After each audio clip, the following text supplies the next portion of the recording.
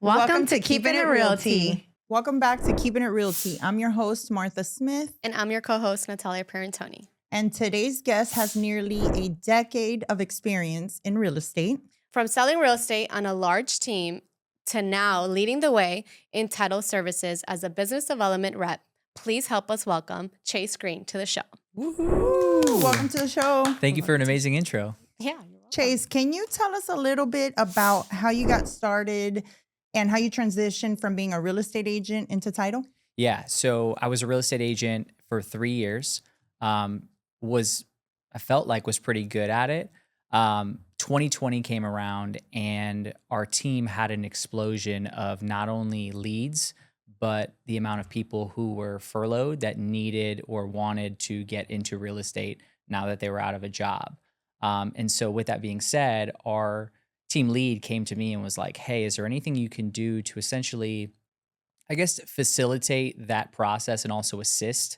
You've been here for 3 years, you've had success, you know our systems.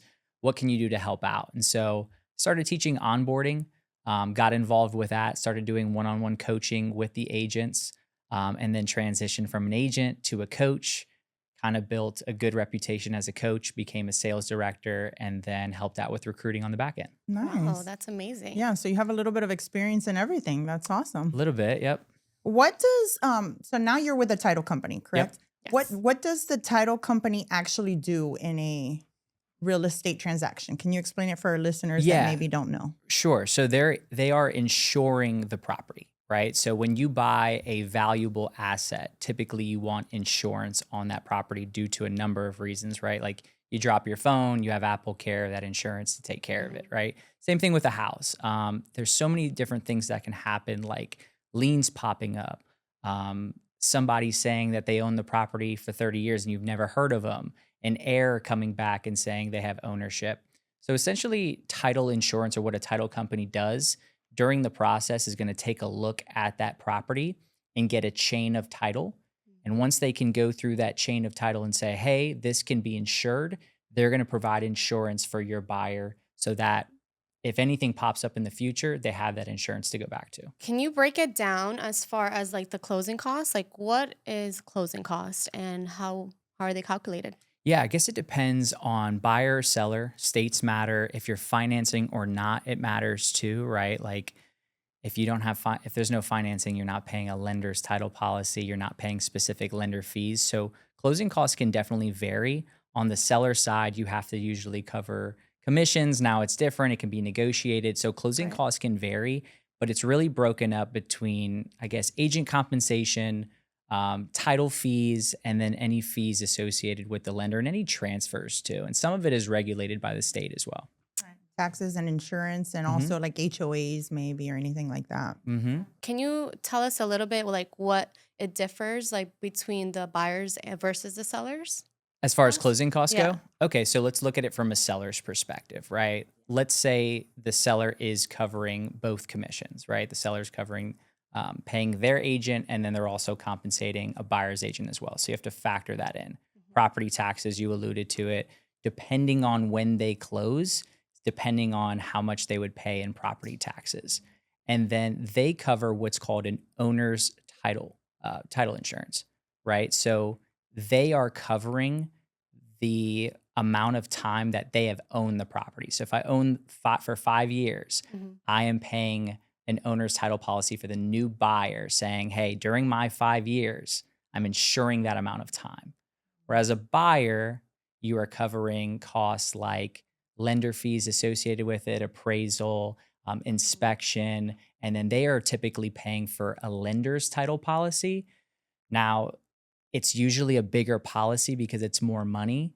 So usually that's why buyers are paying a little bit more in closing costs than sellers if you don't factor in agent commissions by the seller. Okay. And what if you have a cash deal? Those closing costs are much lower. Much less because you don't have to cover the cost of a lender's title policy. You know what I mean? Or like little things like appraisal, they don't have to have an inspection, stuff like that. Because it's not going through lending, right? Exactly. Yeah, makes Yep. sense. Okay. Sense.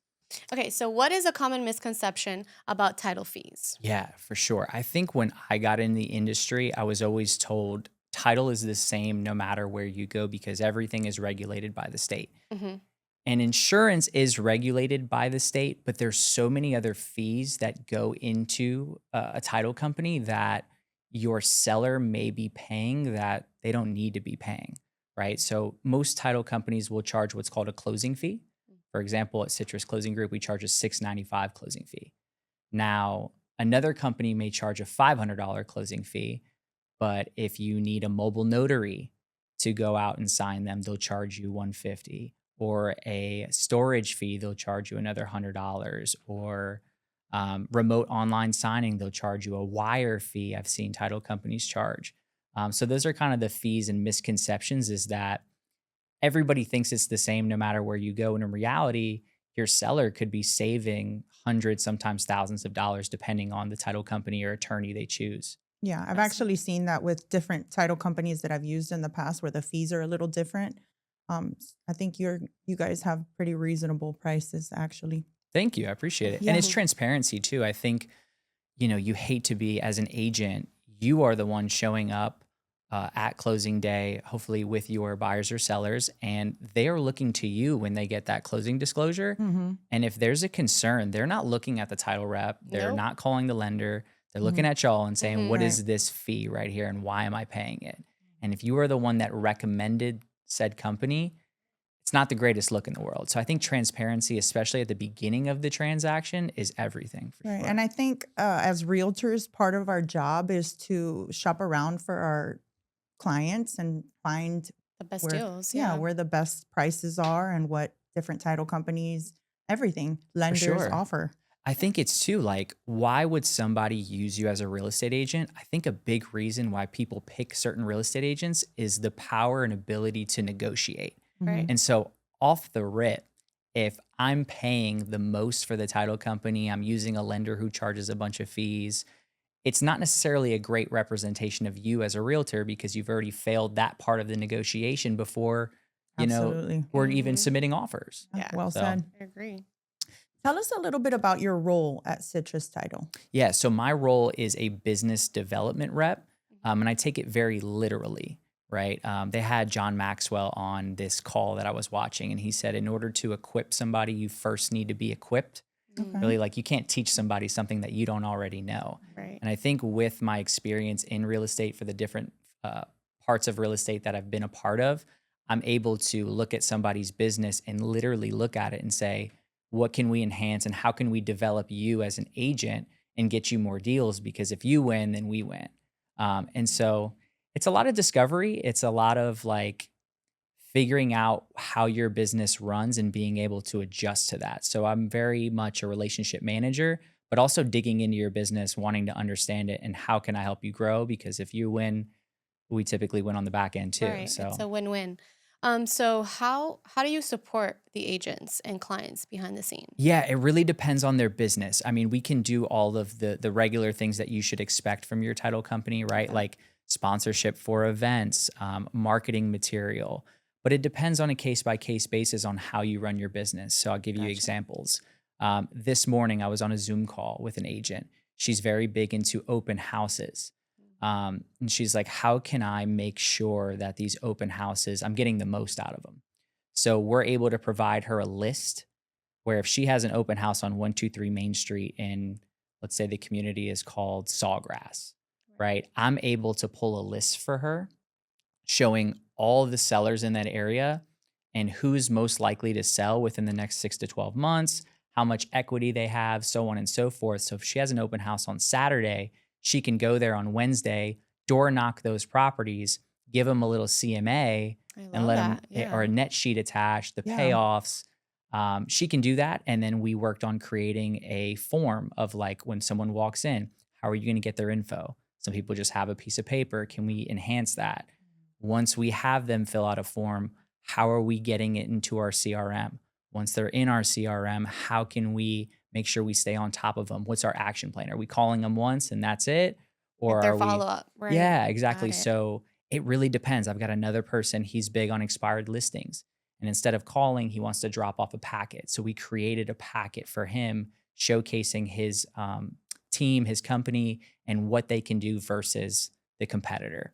So it's really based on your business and how you want to grow. I just want to enhance that at the end of the day. Awesome. Thank you. Before we put you in the hot seat, Chase, I think we've pretty much covered everything. Is there anything else that you can think of that you want to talk about? Something that I'm really passionate about right now is getting the most out of the people who already have worked with you and already love you, right? So I'm very passionate about converting past clients and getting referrals from them because I think it's such a huge part of their business. We just posted a series on our Instagram page. So if you guys want to take a look, I think it's really helpful because I think that's a thing that a lot of people are, once they close a deal with said buyer, said seller, it's kind of like, hey, thanks for the commission check. I Yeah. hope you had a And good that's it. experience. It's And that's it. transactional instead of being that relationship. I And love you that. can Yeah. get so many other deals from them just by staying top of mind. Yeah. So I guess, I don't know if it's a topic we can dive into, but I just want to say like, it is the best use of your time to stay top of mind to the people that already love you. Yeah.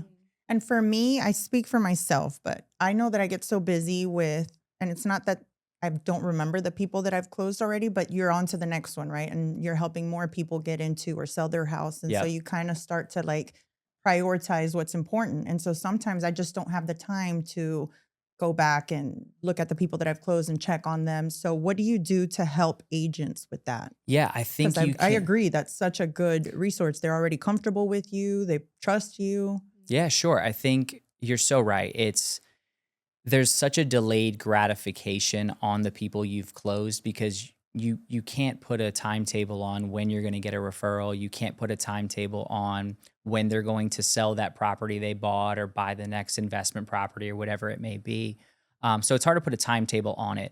But I think what you can do is add value. Mm-hmm. And I think number two is once you've added value, you need to give people an avenue to give you that referral. I think a lot of clients we've worked with think we're such great agents, and we probably are because we gave them a great transaction. But they look at us and say, okay, that person is too busy. Like Yeah. they can't take on any more clients. And we're like, no, we No, want more them. clients, Yeah. but we don't ask. Right. We don't allow them to give back. So I think you add value, you ask for referrals, but in your case, if you are so busy on existing business, you need to find a way to automate follow-up. Correct. And a lot of CRMs allow you to do that. I think evergreen plans are super helpful. What I mean by evergreen is like you can send out a hurricane tip today and it would still be as valuable as if you sent it out in November. We get hurricanes whenever. Right. Homestead reminders, yeah, you could time it better, but if you send it in February or if you send it in June, it's still a reminder. Right. So I think little things like that go a long Right. And way. it keeps you top of mind For with sure. the client, for sure. And they appreciate it. Well, thank you for that, Yeah, I'm excited for rapid fire. Yeah, so we're going to put you in the rapid fire hot seat. I'll let Okay. Natalia start with the first one. Ready? Yep. Okay. What's the biggest deal you ever worked on? Biggest deal I ever worked on. It was my personal one. It was 1.275 and it was like in 2018. So, and I'm probably like 22 years old. And this was in Orlando? Or- Yeah, this okay, was gotcha. in Lake Nona. Nice. So yeah, Congrats. biggest deal for me that I worked on. It was a whirlwind, but yeah, it's like Special a moment. 22-year-old kid having were $1 like, million "Yes!" property. That's awesome. Like, I wish made was it. 22. Yeah, it was crazy. It was nuts. What'd you do? What's the first thing you did after you closed I up? bought a new car. yeah? Yeah, Heck yeah. yeah. I was not a good budgeter at all. If I could go back, I would say, please just save it, put it in something. I But know. yeah, I did We not. go through it so The fast. car was awesome though. Yeah, it was a good. What'd you car. get? It's funny. My first commission check that I ever got, I bought an Audi, and then after I had this commission check, I bought a Jeep. Okay. So yeah, I like have a habit of like spending my commission checks on Yeah. cars. So, So. wow. What kind of Yeah. car? Do you still have the Jeep? Or? No, I got rid of Okay. the Jeep and got a Tesla, which What's was your a good next decision purchase too. card? I just need another commission. That's all I need for a new Yeah, car. that's Yeah. it. Get the commission. What's your superpower? I like to think communication. Okay. Communication, I think I don't know if it's my superpower, but it's my favorite thing to do as far as like, I love being able to articulate a thought in my brain and being able to share it with somebody and seeing the look in their eyes like, okay, they understand what I understand. I think that's a cool feeling. Yeah. And I think you're a Yes. great communicator. Thank you. I agree. Yeah. Listener too. Thank you. So, okay. So, favorite cheat meal? Favorite cheat meal? Oh, Yes. that's good. People will look at this and say this is disgusting, Oh, no. but I love McDonald's. Like, I Yeah. think people who say like McDonald's is disgusting, Like, have you had a McChicken? Like, they're Mac so chickens, good. I was gonna say that. That's So- It's been a while though. I'll get Not like gonna 3 lie. McChickens and a medium fry, and I'll Have hot- you seen those like reels where they have a French fry from like 1972 and it still looks exactly the It's same? That's disgusting. disgusting. I'm like, what do they put in these things? So that turns me off. Yeah, but we I were will just- eat it every now and then when I'm in a rush and my kids want it, and I'm like, all right, whatever. It but is disgusting, right? Yeah. Like seeing can't them be make good. it. Have you ever seen the chicken nuggets video with like the Oh, pink yeah, slime? Yeah. I've seen that. It's disgusting, but Yeah. it tastes so good. That's a cheat meal. Yeah. I mean, Give okay, it to fine, me. fair something enough. greasy, something greasy and Yeah. unhealthy for sure. Have you tried, what's that burger place that we go to every now and then? Forget the name. Shake Oh. Shack. Have you tried Shake Shack? Shake Shack is I like really that's good really too. good. Fire. Honestly, can I change my answer? Sure. Is it Shake Shack? No, French toast. Oh, So French toast. I just Okay. started running, like doing long distance running a couple years ago. And I feel like after every race, I've burned so many calories. And I think about it like when I'm on my last mile You're or like, so, "Ah, like, French that French toast with the powdered sugar is going to Yeah. be so good. So Some I would fruit on say, top, yeah. French yeah, toast. I would say French toast. Okay, Okay. fine. Who is your celebrity crush? Celebrity crush. I was gonna ask you, guy or girl. Because Hey, whatever when you I was want. growing, Whatever. when I was growing up, there was a guy named Nick Lachey that I Uh-huh, I was know who like, that is. I was like, I 98 want to. Degrees? Yes, I was like, Uh-huh. I want to look like Nick Lachey. I want to Yeah. be like Nick Lachey. Nowadays, it's probably like Mm-hmm. I really like Zoe Kravitz. I think Okay. it's Zoe Kravitz. Zoe. Yeah. Yeah. But yeah, like Stop. Yeah. into it. Yeah, definitely. That's so into funny It. that he says that, because my brother, when he was little, he'd be like, Martha, I bet you think that guy's cute. And I'm like, yeah, how do you know? He would know He all the know cute all your- guys. And I'm like, dude, do you like guys or something? But he doesn't. he just could recognize an attractive guy. And Oh my goodness. that's funny. It's Okay. a superpower. Yeah, that's Yeah, your exactly. superpower. If you had a warning label, what would it say? Talks too much. Warning, talks too much. Oh, okay. my Makes sense with the gosh. communication. Yeah. Yeah. I mean, it hands goes in hand in hand. That's not a bad one. Did you watch Love Island this summer? I didn't. Okay, I did good not. for you. Yeah, for I you. stayed out of it for Yeah. sure. Did you have a Love Island follow-up question to it? No, it was that. No, it Did you was watch that. it? Okay, no, I was did just not. curious. A lot of people did. I She's did. obsessed. So people in my office love Love Island, but then I was like, okay, when do you watch Love Island? What's the schedule? They're like, yeah, it's every day, but they only take off on this day. I'm like, wait, so there's like 50 episodes There's a in a lot. season? I don't think I could keep up. No, it No, was me hard to neither. keep up with it for sure, but it just got intense, man. I was eating it all up. My daughter introduced it to me. I'm like, cringe. What is this? Oh my God. Yeah. I'm like, She and would then- hate it because I and wouldn't then I got relate into to it. her. And then I got into it and whatever. It's behind us now. Okay. We're never going to mention it Fine. again. Next summer. Chase, thank you so much for coming on the pod and telling us about Citrus Closing Group and all the fun stuff that they can do with us realtors to help us out. Yes. So how can our listeners reach you or partner with you? Yeah, you can follow us on social media at Citrus Closing Group or Chase Greene, Chase like the bank, Green like the color, but with an E at the end. Wow. Yeah, it's always fun saying that. And our social medias go hand in hand. Just DM us and we can always get connected and stay connected.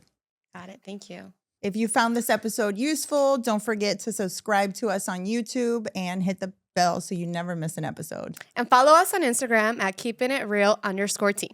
If you have any questions, email us at keepingitrealt@gmail.com. See you next time on Keeping It Real Tea. Thank you all for tuning into our podcast. And I hope you guys enjoyed it as much as we did. Don't forget to follow us on social media at keepingitreal_T and share this episode with all your friends. If you guys have any questions and topics that you guys would like for us for future episodes, let us know. Shoot us a message. We would love to hear from you guys. See you next time on Keeping It Real Tea.